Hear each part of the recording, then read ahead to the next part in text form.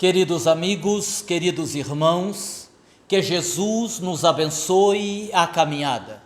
Um abraço especial aos queridos amigos do Porto da Esperança, aos amigos de Ilhéus, e também um abraço apertado, aconchegante, para todos aqueles que estão acompanhando esta transmissão.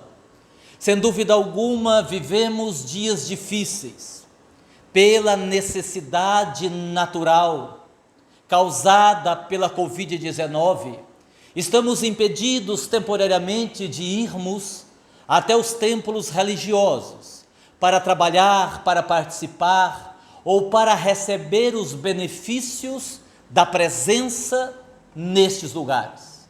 Todavia, a espiritualidade amiga continua ativa, cuidando de toda a humanidade.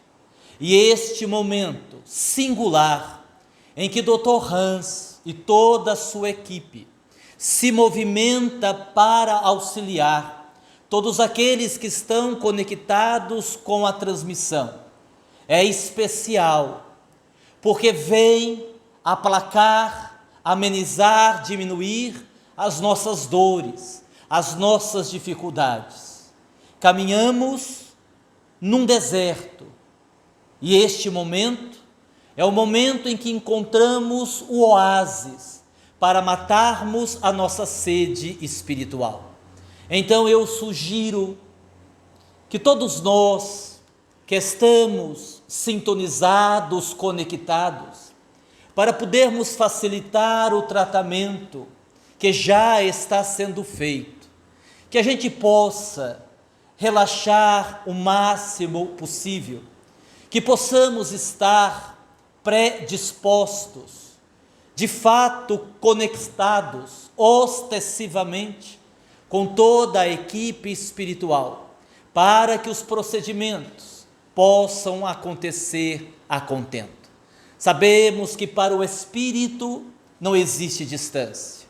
A sua prece, a sua oração, a sua fé, a sua disposição, o seu querer estar melhor, estabelece naturalmente uma frequência que o coloca em sintonia com a equipe espiritual que está fazendo o tratamento. Para que eu possa colaborar com todo este processo, gostaria de iniciar a minha fala lembrando a figura inapagável de Francisco de Assis. Particularmente, gosto de Francisco, do seu inesquecível exemplo. Tenho um gosto muito grande em ouvir a prece de Francisco de Assis. E já que nós estamos assistindo uma palestra que também tem, além do objetivo do aprendizado, o objetivo do tratamento, para melhor sintonizarmos, eu peço licença a vocês para fazermos uma prece. Embora a prece já tenha sido feita, mas inserindo na nossa fala a prece, vamos dando prosseguimento ao tratamento e acredito eu que vamos conseguindo conectar de uma forma mais ostensiva com a espiritualidade amiga. Pedimos licença para plagiar Francisco e vamos dizer, como se estivéssemos conversando com Jesus, com o amigo incondicional das nossas almas, como se estivéssemos perto do meigo Rabi da Galileia, e a semelhança do poverelo de Assis, que também possamos dizer a Jesus: Senhor, fazei de mim instrumento da vossa paz. Onde houver o ódio, que eu leve o amor que liberta, o amor que planifica, o amor que emana de Deus, o nosso Pai. Onde houver injúrias, que eu leve o perdão o perdão que substitui o ódio, a mágoa, o rancor, pelo abraço, pelo sorriso ou pelo aperto de mão. Onde houver dúvidas, que eu leve a fé, ainda que seja a fé do tamanho de um grão de mostarda, que ela seja capaz de mover as montanhas de nossas iniquidades. Onde houver desespero, que eu possa levar a esperança que nasce todos os dias com o nascer do sol, a esperança que vem nos dizer que o bem é permanente e o mal é passageiro. Onde houver tristeza, que eu leve a alegria do teu evangelho doce, que um dia nos trouxe às margens do Genezaré ou pelas ruelas de Cafarnaum. Onde houver escuridão, que eu leve a luz, e que esta luz possa iluminar o caminho daqueles que estão na retaguarda. Onde houver a mentira, que eu possa levar a verdade que nos aproxima do Pai, e a verdade que nos aproxima de nós mesmos. Querido Jesus, que nesta vida de lutas e de labutas, eu não queira tanto ser consolado, mas que eu tenha coragem de consolar o aflito, o caído da rua, aquele que não tem um ombro amigo para chorar. Que nesta vida de lutas e de labutas, eu não deseje tanto ser compreendido, mas que eu tenha coragem de compreender aquele que me agride, aquele que me fere, aquele que me persegue. Na verdade, ele não é mau, ele apenas ainda não aprendeu a amar.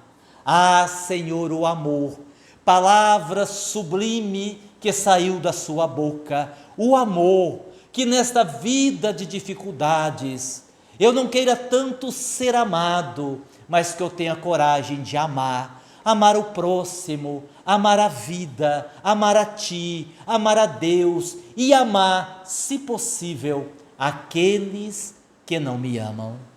Querido amigo Jesus, pelos Teus ensinamentos, à luz da própria doutrina espírita, fomos aprendendo que é dando amor que receberemos felicidade, que é perdoando que seremos perdoados, porque estamos inseridos na chamada lei de ação e de reação, e o universo conspira para que possamos receber de volta aquilo que oferecemos para os outros.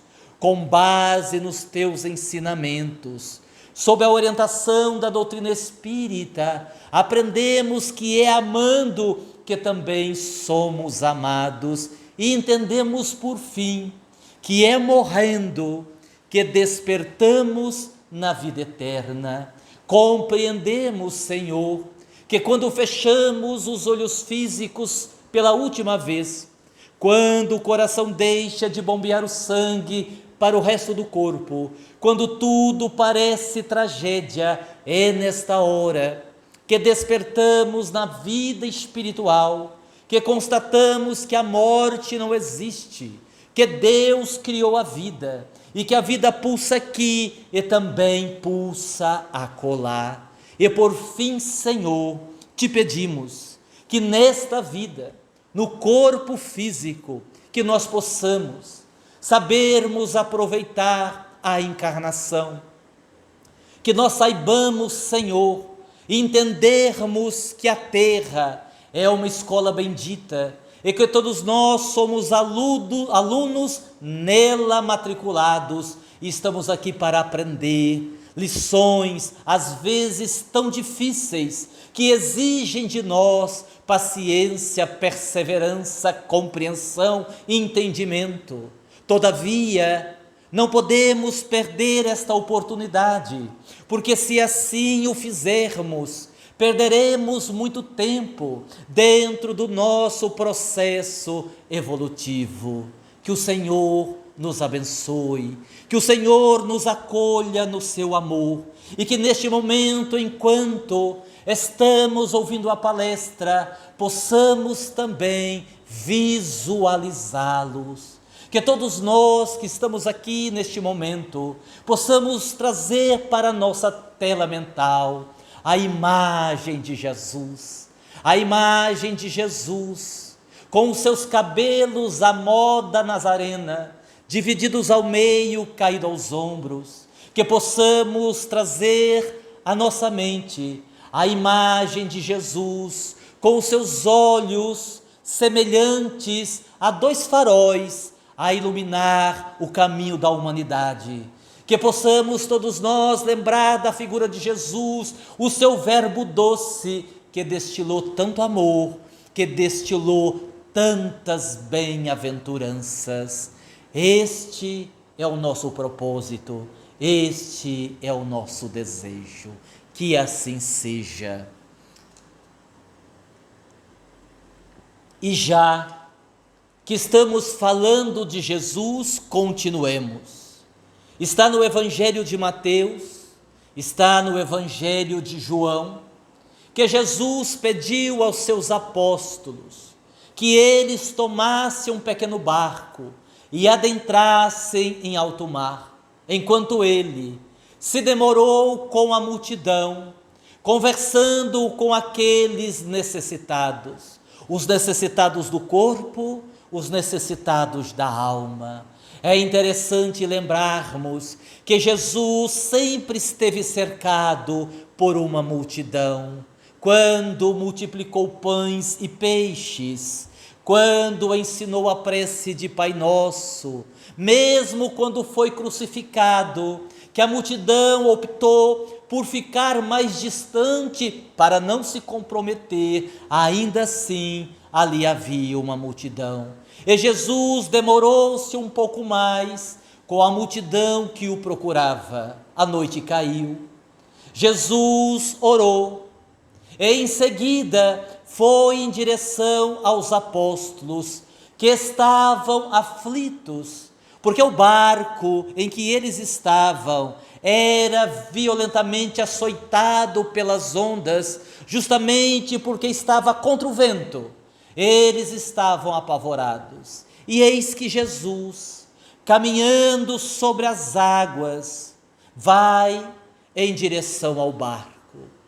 Quando os apóstolos veem Jesus, ainda a uma certa distância, sem condição de reconhecê-lo, entram em pânico, pensam estar vendo um fantasma e começam a gritar, semelhantes a muitos de nós, que temos medo. Somos criaturas em evolução, ainda com grandes, enormes defeitos, mazelas a serem corrigidas. Possuímos, possivelmente, uma fé que não chega a ter o tamanho de um grão de mostarda, e isto nos faz ter medo. Nos amedrontamos diante das dificuldades maiores, das lutas mais acerbas. E quando Jesus observou que os apóstolos estavam em pânico, disse a eles: tenham calma, sou eu, Jesus. E Simão Pedro, tomando a frente dos demais, de certa forma duvidando que se tratava de Jesus, disse-lhe: se és mesmo tu, dá ordem para que eu desça do barco, caminhe também sobre as águas e vá ao teu encontro. Jesus disse-lhe: vem, Pedro. E Pedro desceu do barco e começou a caminhar sobre as águas, indo em direção a Jesus. Mas num dado momento veio um vento mais forte. Pedro sentiu medo e afundou nas águas, e desesperado, se debatendo, pede socorro a Jesus. O mestre estende-lhe as mãos, ergue-o e diz a ele: por que duvidaste? Então, acaba de chegar ao barco com os demais apóstolos. E nós poderíamos tirar um aprendizado desta passagem. Nós poderíamos, aliás, tirar vários aprendizados desta passagem. No entanto, pegamos o exemplo, a passagem de Jesus caminhando sobre as águas, de Pedro caminhando para ir ao encontro de Jesus, para dizer que todos nós, de certa forma, estamos caminhando para encontrarmos Jesus. Já que os espíritos superiores, no livro dos Espíritos, afirmaram que Jesus é o modelo e guia para a humanidade, o Espírito perfeito que Deus ofereceu ao homem, justamente para ser modelo e guia. Então, Jesus, Espírito perfeito, que veio à terra para ensinar o amor, para viver o amor, é aquele que serve como referência, não a figura humana de Jesus, mas a sua mensagem, o seu evangelho, a sua vida. Então todos nós estamos caminhando para encontrarmos-nos com Jesus. Isto significa desenvolvermos as virtudes que ele disse que seríamos capazes de desenvolver. Não foi por acaso que o Cristo afirmou: vós sois deuses, podeis fazer tudo o que faço, é muito mais. Mas temos que considerar algumas coisas. Primeira, todos os apóstolos estavam no barco, mas apenas Pedro teve a iniciativa de caminhar. Somente Pedro decidiu que iria ao encontro de Jesus. Isto significa, queridos amigos e queridos irmãos, que a nossa caminhada para encontrarmos Jesus, ela é solitária. Naturalmente, todos nós precisamos e precisaremos por toda a nossa vida de amigos, de companheiros, de pessoas que nos ajudem nesta caminhada, como nós precisamos. Para nós que vivemos dias difíceis, como é bom ter um ombro amigo, como é bom ter uma palavra amiga, como é bom ouvirmos um telefonema e do outro lado a pessoa dizer: se precisar de alguma coisa, eu estou aqui. Por certo, muitos de nós não teríamos conseguido chegar até aqui se não fosse a presença de tantos outros ao nosso derredor, nos estimulando, nos dizendo: vá, continue, nós vamos lhe ajudar. E isto também deve servir como inspiração, como estímulo, para que também nos tornemos aquelas pessoas incentivadoras das outras, que nos tornemos também os amigos que oferecem os ombros, que dizem: chore aqui, chore no meu ombro, eu estou aqui para lhe ajudar.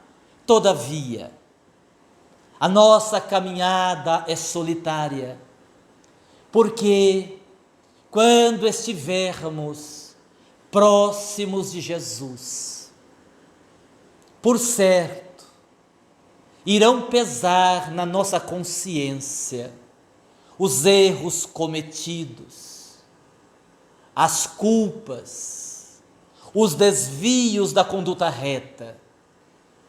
Com certeza, também irão pesar agora a nosso favor as alegrias das atitudes bem conduzidas, das vezes que erguemos a bandeira da caridade na nossa vida, das vezes que tivemos a coragem de amar, de viver o bem.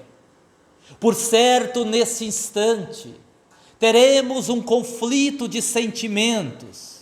Olharemos para Jesus, e aqui esse olhar para Jesus, entendam como uma simbologia, não propriamente a pessoa de Jesus, mas nós olharemos para Jesus e estaremos ao mesmo tempo olhando para a nossa consciência, os arrependimentos, as dores não sanadas, as feridas não cicatrizadas, os amores não vividos, a caridade que não fizemos, ou as feridas cicatrizadas, as enfermidades da alma curadas, todos os problemas equacionados, mas estaremos sozinhos.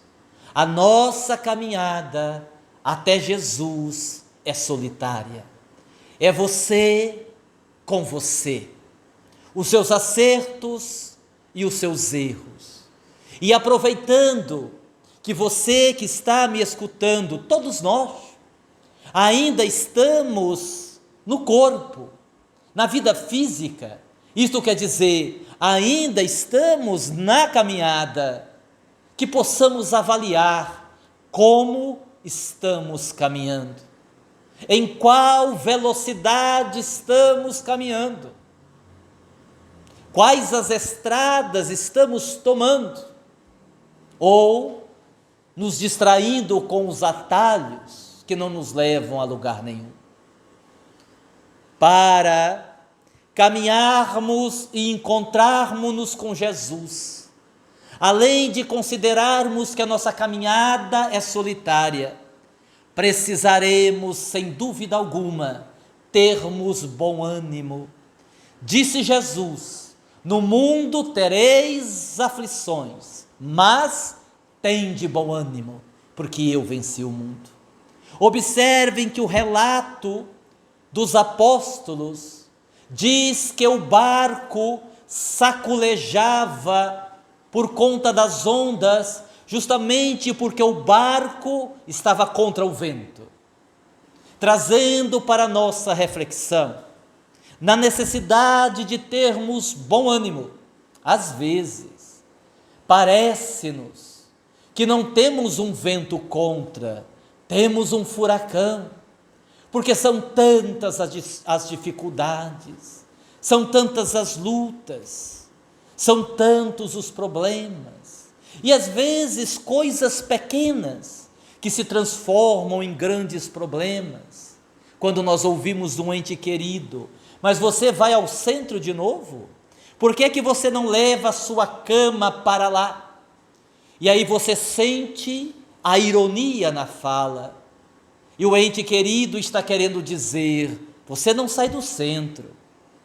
Ora, a religião, seja o espiritismo ou qualquer outra, serve para ajudar que o ser humano se religue a Deus. Todavia, se nós ouvirmos isto do ente querido, deveremos fazer a reflexão: será que, por conta de estar caminhando até Jesus, eu não estou me descuidando de outros compromissos, como a família, que também tem uma importância, uma relevância em nossa existência? Ter bom ânimo significa desenvolver a paciência. Como diz Emmanuel através de Chico, a paciência é a ciência da paz. Ter bom ânimo significa termos perseverança, sabedores que haverá momentos em que as lágrimas descerão pela nossa face, haverá momentos em que os nossos pés pisarão em espinhos, haverá momentos em que nós não teremos mais força para continuar. Entretanto, ouviremos na acústica da nossa alma: vinde a mim, todos vós que vos encontrais aflitos e sobrecarregados, que eu vos aliviarei. Nós precisaremos ter bom ânimo. Precisaremos ter bom ânimo principalmente porque a doutrina espírita nos esclarece desde 1857 que somos espíritos que estamos perambulando pela terra, não num curso de férias, mas para o resgate dos nossos débitos do passado e para evoluirmos um pouco mais na direção da perfeição, na direção da felicidade. Diz ainda a doutrina espírita que para a maioria de nós, as encarnações pretéritas não foram, digamos assim, um sucesso que o Cristo esperava. Então, traduzindo em palavras mais simples, somos espíritos devedores em relação à nossa própria consciência. Somos espíritos devedores em relação às leis divinas. Isto vai exigir de nós um ânimo ainda maior, porque é a luta da evolução, mas é a luta também para a correção. E quando nós estivermos para desistir, lembremo-nos que Deus não pune, que Deus não castiga, que Deus não quer a morte do pecador e sim do pecado, usando uma expressão bíblica. Lembremo-nos que sempre haverá esperança, que quando deixamos o corpo, não seremos condenados ao inferno eterno, muito pelo contrário, teremos tantas e tantas outras oportunidades, até conseguirmos a evolução desejada. Neste processo de caminhar até o Cristo, além de entendermos que a nossa caminhada é solitária, além de entendermos que precisaremos ter bom ânimo, teremos que tomar cuidado com a nossa falta de fé, com a nossa incredulidade, porque observemos o relato dos evangelistas. Pedro desceu do barco e começou a caminhar sobre as águas. Isso quer dizer que Pedro conseguiu. No entanto, diz o Evangelho, que veio um vento mais forte e Pedro teve medo. No que teve medo, afundou. E quantas vezes, meus irmãos, nós também afundamos. Afundamos no mar da reclamação, afundamos no mar da revolta, afundamos no mar do desespero. E aí, quando geramos esta psicosfera, esta energia ao nosso derredor, essa espécie de fuligem, a semelhança das fuligens geradas pelas queimadas, de certa forma, nós cortamos a conexão com a espiritualidade amiga. Passamos a não perceber a intuição, não conseguimos absorver a inspiração e chegamos a acreditar que Deus nos abandonou. Não poderemos, à semelhança do apóstolo, afundar na incredulidade, na falta de fé. É preciso crer, é preciso ter a convicção de que nós vamos conseguir, de que Jesus estará no final da caminhada que estamos fazendo, em síntese, em direção a nós mesmos, porque já disse Jesus, o reino de Deus encontra-se dentro de vós. No fundo, a caminhada até Jesus é a caminhada que fazemos para dentro de nós mesmos. Nesta caminhada para Jesus, ainda vamos lembrar que não podemos parar. Não podemos parar. Disse certa vez, escreveu certa vez, melhor dizendo, Milor Fernandes, quem mata o tempo não é assassino, quem mata o tempo é suicida. Porque o tempo perdido, os braços cruzados, a inércia, o comodismo do sofá, o descanso exagerado, o não aproveitamento da existência para caminhar, pesará contra nós no futuro. Porque as leis de Deus são justas, E quando alguém me pergunta, mas sendo Deus amor e misericórdia, nós não teremos uma nova oportunidade, sem dúvida alguma, mas não mais dentro daquele contexto. É natural que as dificuldades aumentem, cresçam de tamanho, já que nós tivemos um caminho mais fácil, não soubemos aproveitar, então veio o caminho mais difícil. Quando alguém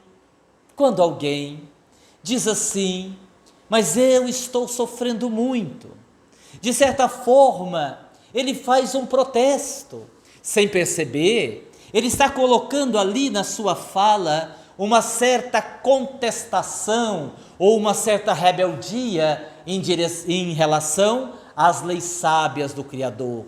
Ora, se nós partirmos do pressuposto de que o acaso não existe e que Deus não erra, porque não erra mesmo, já que é Deus, todo o nosso sofrimento tem uma razão de ser. Ou é um processo necessário para a nossa evolução, uma situação, uma circunstância que deveremos enfrentar para o nosso crescimento, ou é a oportunidade de resgatarmos erros cometidos no passado, e claro que a partir daí termos a tão sonhada paz de consciência. Por fim, Pedro afundou. No entanto, Jesus estava ali. Jesus estava ao seu lado.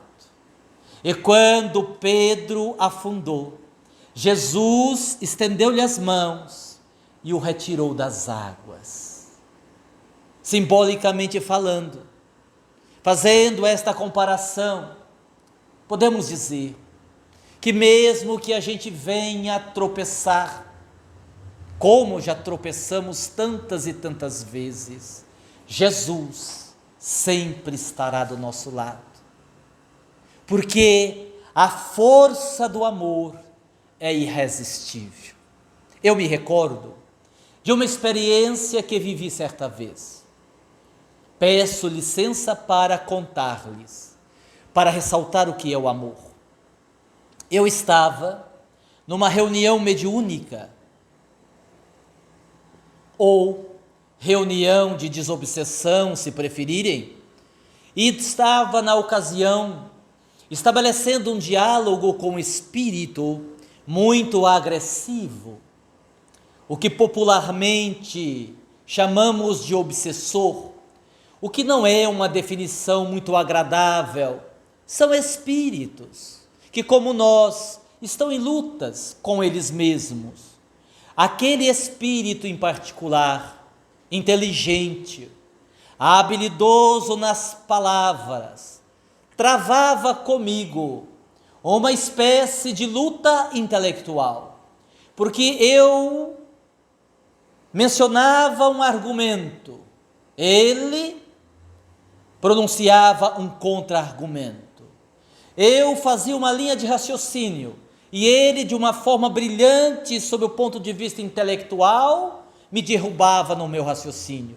E nós já estávamos há uns 15 minutos nessa peleja, quando eu senti, através da intuição, a presença de Dona Benedita Pimentel, uma querida irmã, uma querida amiga, que faz parte da equipe que trabalha na Casa Caminho de Damasco. E ela me disse, soprando-me ao ouvido, você quer ajuda? E eu, para não faltar com a verdade, com vocês, não respondi verbalmente, mas pensei, para quê? Eu estou indo tão bem, com todo respeito à Dona Benedita, será que ela vai conseguir argumentos melhores daqueles que eu estou expondo? E mentalmente respondi, pode deixar, tipo assim, eu dou conta. E continuei mais uns 5 minutos e confesso que estava perdendo feio. O obsessor estava conseguindo me envolver e eu não estava mais tendo argumentos. E pela segunda vez, Dona Benedita sussurrou, você quer ajuda? E diante daquela situação, para não ficar mais feio ainda para mim, ainda sem atinar o que é que ela, com todo respeito, poderia dizer ao espírito para convencê-lo a desistir daquela vingança. Além daquilo que eu já dizia, tive que concordar. Então ela incorporou, ela se assenhorou de mim, e olhou para o espírito e disse-lhe: eu poderia ser sua mãe. Você tem idade para ser o meu filho. Eu não sou sua mãe. Mas se eu fosse a sua mãe, eu nesse momento lhe daria um abraço. Então, se você quiser fazer de conta que é meu filho, você poderia me dar um abraço? Meus irmãos, naquele momento, Dona Benedita exalou um amor tão profundo, tão intenso, uma vibração de amor tão forte que o espírito caiu de joelhos. As lágrimas vinham abundante. Ela o abraçou e em 40 segundos resolveu o problema que eu já estava debatendo há mais de 20 minutos. O amor tem esse poder. E se Dona Benedita nos sensibiliza tanto com o amor que ela já tem, conquista, eu fico a imaginar o amor que exala de um Chico Xavier, de um Dr. Bezerra de Menezes. Eu fico a imaginar o amor já conquistado e que também exala de Dr. Klaus, espírito que trabalha conosco, de Dr. Hans, que nós aprendemos a amar, que nós aprendemos a admirar pela sua objetividade, pela sua capacidade, mas sobretudo pelo seu amor, pelo seu amor. Então, meus queridos irmãos, pensemos a respeito da nossa própria vida. Sim, sem dúvida alguma, os espíritos continuam a se movimentar em nosso favor.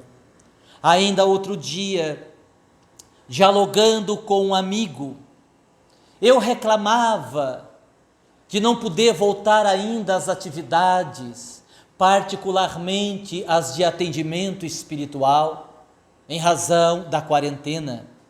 E o amigo me dizia: não se esqueça que tem ficado explícito nas lives que são realizadas pelo Dr. Hans, e também temos a nossa aqui pelo Dr. Klaus, de que os atendimentos estão acontecendo, de que a espiritualidade está realizando, que os procedimentos estão atendendo às necessidades daqueles que pedem socorro.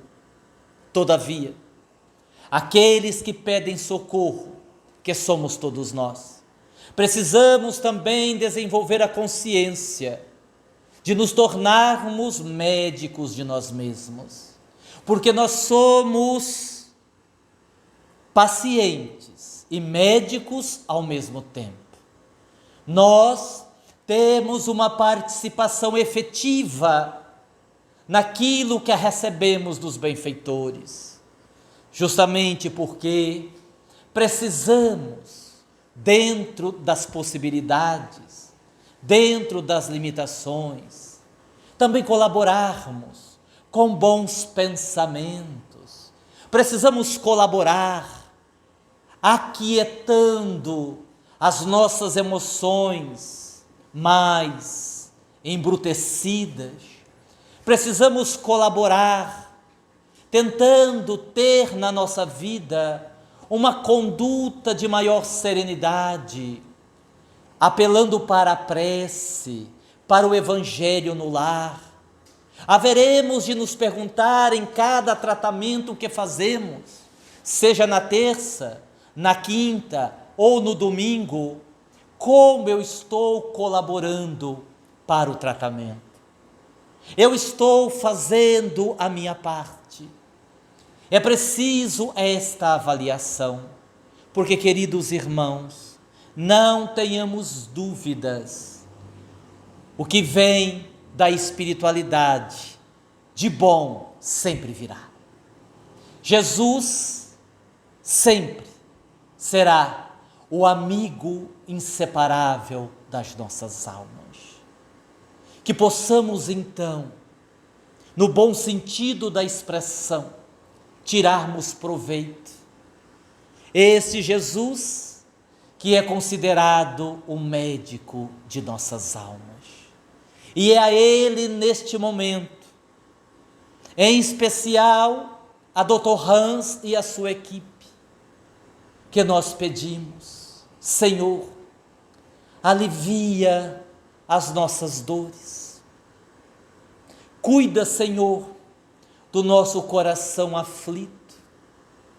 Dá-nos, Senhor, o teu colo para colocarmos a nossa cabeça. Deixa-nos, querido amigo, que o abracemos e sintamos o seu amor. Passa, meigo Rabi da Galileia, a tua mão pela nossa cabeça. Permita-nos sentir o amor na sua essência. Que todos nós, neste momento, olhemos para o alto, como se estivéssemos visualizando Cristo. E que todos nós, dentro da humildade necessária que deveremos ter, possamos dizer: Senhor, abençoa a minha caminhada. Não é fácil, meus irmãos, esta caminhada até Jesus. Amparo não nos falta, nunca. Neste momento, estamos sendo tratados, estamos sendo cuidados. É impressionante o amor e o carinho que a espiritualidade nos traz. Certa feita, tive uma experiência inesquecível, quando o nosso querido Lindomar, estando em Votuporanga, deu passividade, incorporou, usar aqui um termo mais conhecido, o nosso querido Dr. Klaus, que na ocasião dirigiu-se a mim. E quando Dr. Klaus dirigiu-se a mim, antes dele dizer qualquer coisa, eu fiquei a pensar: meu Deus, o que é que eu direi a ele?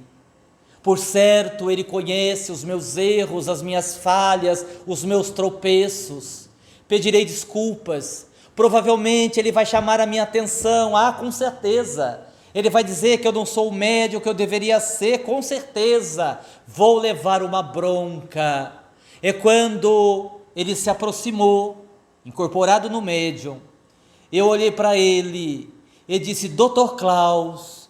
Ele me olhou e disse: eu lhe amo. E me abraçou. Eu lhe amo. E apenas me deu um abraço. Essa é uma característica dos espíritos melhores do que nós. Eles amam, não julgam, orientam, chamam-nos a atenção, alertam, mas não julgam, muito menos condenam. O amor, que Jesus, a maior referência do amor sobre a face da terra, nos abençoe, nos dê a sua paz e tenha paciência conosco, para que a gente um dia consiga amar de verdade. Muita paz e muito obrigado a todos.